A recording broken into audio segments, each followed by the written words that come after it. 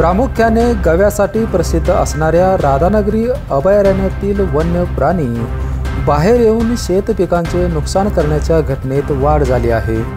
त्यामुळे प्राण्यांचे मानवावरील हल्ले वाढत आहेत। परिणामी मानव आणि प्राणी यांच्यातील संघर्ष वाढला आहे।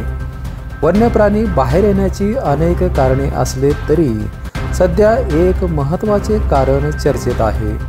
राधानगरी अभयारण्याजवळील दुर्ग मानवाड डोंगर परिसरातील खाजगी जमिनींमध्ये रात्रीच्या वेळी अवैध गौण खनिज उत्खनन सुरू आहे।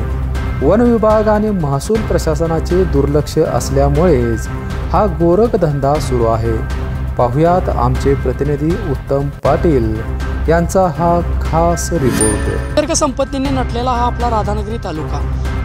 राधानगरी अभयारण्य मोठ्या प्रमाणात आपल्या तालुक्यामध्ये विस्तारित आहे। तर प्रशासनाचे नियम धाब्यावर बसवत काही भागात पश्चिमेच्या भागात गौण खनिज हे मोठ्या प्रमाणात उत्खनन चालू आहे। प्रशासनाचे याकडे पूर्णपणे दुर्लक्ष आहे।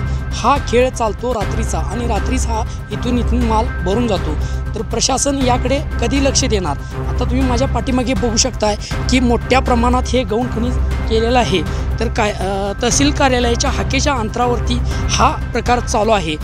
नेमका यातील गौण काय आहे हे कधी समजणार, हे कधी लक्षात येणार की मोठ्या प्रमाणात या आपल्या तालुक्यामध्ये गौण खनिज करण्यास बंदी असतानाही सुद्धा ही मोठ्या प्रमाणात उत्खनन चालू आहे। याकडे नेमकं प्रशासन डोळेझाकं का करते याकडे लक्ष देणे गरजेचे आहे।